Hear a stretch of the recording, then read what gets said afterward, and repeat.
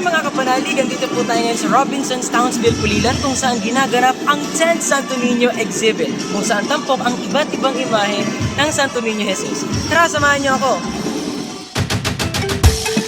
Pagpasok pa lang sa entrance ng mall ay bumungad na sa amin itong exhibit. Iba't ibang titulo ng Santo Niño ay naroroon mula Santo Niño de Cebu, del Carmen, de Pasión at marami pang iba. Tapos, alam niyo ba mga kapanalig, nung nakita namin to ni Nords, nawindang, hindi naman sa nawindang, parang na-shock lang na yung tinapay na to, totoo. At amoy tinapay talaga siya kasi may ando pa yung lambot niya, ganun. Santo Niño lang, bienvenido pala ang pangalan ng Niño na to. Balik na natin, ano? Kasi ito naman, na-amaze din ako dito kasi yung itong Santo Niño de San Parato, siya yung usual na damitan ng mga puon na yung naka-lace, yung mga bilipuan. Para naka-Hebreo yung style niya. Naobserbahan kong marami sa imahen ay nasa pangangalaga ng mga kapwa ko baliwagenyo.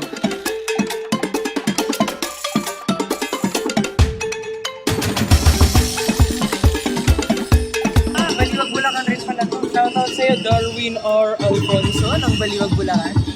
Hello sa inyo dyan. Mga kapanaligin po ay napapaligiran ako ng dalawang ninyo sa pangangalaga ni Ginoong Ampoy S. Esquivel. And sa aking kanan ay ang Santo Niño de Pasión at sa aking kaliwa ay ang Santissimo Nombre del Niño Jesus. Na-amaze ako sa ninyong ito.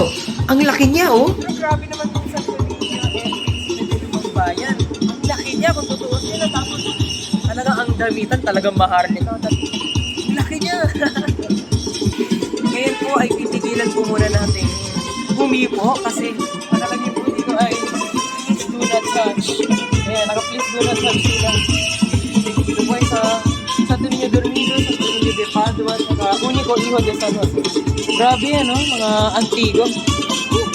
Kasama ko po ngayon ang aking manager and consultant na si Nards.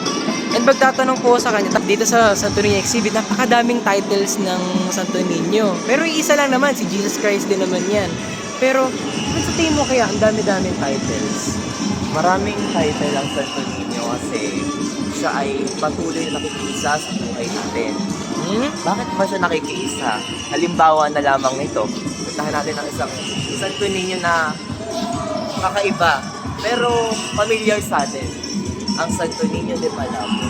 Bagamat maraming sinasabi ang simbahan sa kanya, ngunit ito ay palatandaan at demosyon ng mananampalataya na ang Santo Niño ay patuloy na nakikiisa sa ating paglalakbay.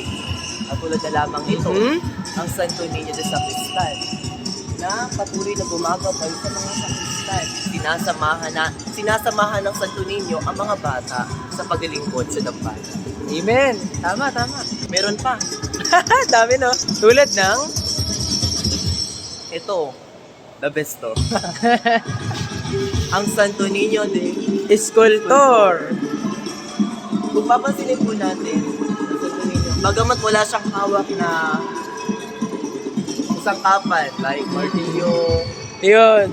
pako, siya ay tinawag na Santo Niño Escultor kasi naniniwala ang debotong ito na kasama ng Batang Jesus yung mga gumagawa at naglilingkod ng kanyang. Tama? Ang galing! Sobrang husay! Si Nards naman ang nag-taking charge sa ating vlog segments dahil time to take pictures. Hey, Matt. Hello! At alam niyo bang, tradisyon ko na ito since 2014 na makuhanan ang mga Santo Niño sa aking lumang kamera. Kulisap years pa lang, marami na tayong naitatabi mga samot-saring images ng Santo Niño sa ating Antipara Archives. Alam nyo ba, sa bawat pagpitik ni Matt sa larawan ng mga Santo Niño, may kaakibat itong panalangin sa bawat imahe. Tama ba, Matt? Opo! To take pictures of images dati is for me to keep memories. Ganoon ko na lamang kamahal ang magpicture ng mga puon. Minsan kasi yun ang binabalik-balikan ko to make me feel happy. Dati, nakatabi lang yung files ng pictures ko. Pero now, I always see to it to share it with you mga kapanalig. Napatugtog po, Panis Angelicus, forever memorable sa mga baliwagenyo, lalo na pag may prosesyon. And I guess, guys, dito na po nagtatapos ang isa na namang adventure and episode ng Mac Ventures. Kung saan nandito po tayo sa Robinson's Townsville, Pulilan, kung saan ginaganap ang 10th Santo Niño Exhibit. Viva Pit Senior! Kita-kits mga kapanalig!